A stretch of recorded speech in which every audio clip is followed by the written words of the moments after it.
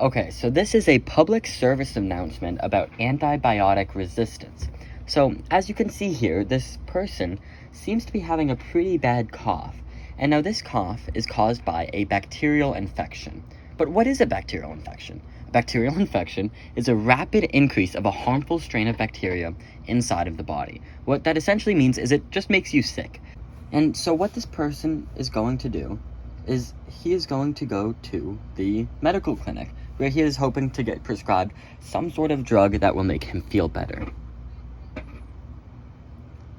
So, as you can see, he's starting to walk up, and he goes and kind of explains his situation, and they hand him some antibiotics. Antibiotics are a type of antimicrobial medicine that fight off infections caused by bacteria. It does this by either killing the bacteria or inhibiting its growth.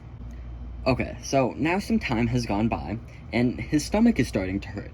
And because the antibiotics worked so well last time on his cold, he's deciding to go get some more antibiotics for his stomach this time. He, of course, doesn't see a problem with it, because he doesn't know about antibiotic resistance. This is something that I will talk to you about shortly.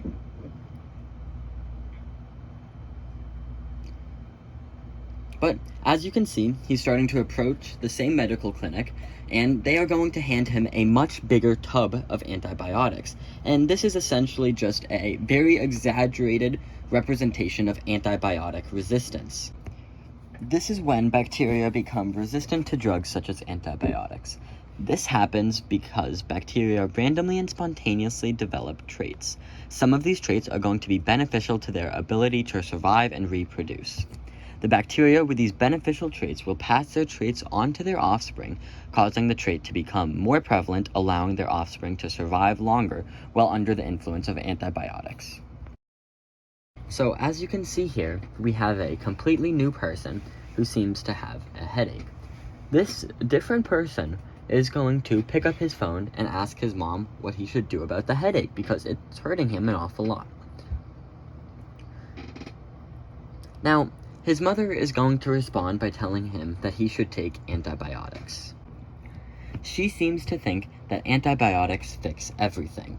And while antibiotics may work very well right now, if we continue to take them for such little things, such as a headache, antibiotic resistance will occur, which, as I explained before, causes the bacteria to be much more powerful and honestly, just ignore antibiotics. Right now, about 34,000 people die per year because of antibiotic resistance. But if we continue to take antibiotics at the rate we are right now, by 2050, 10 million deaths could occur. This is an absolutely massive issue, and we need to do something about it. But the question is, what?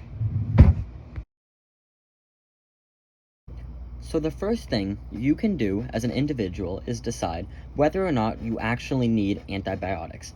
This person seems to have the common cold, and the common cold is most likely going to be a viral infection. Antibiotics only work on bacterial infections.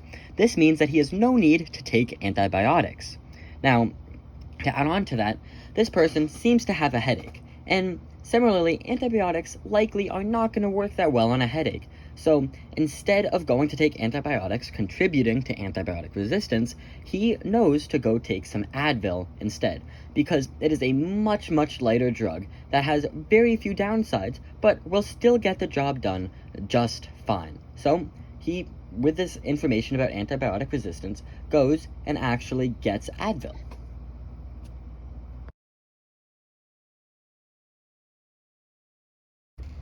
So, my final message is addressed to those who are involved in the government.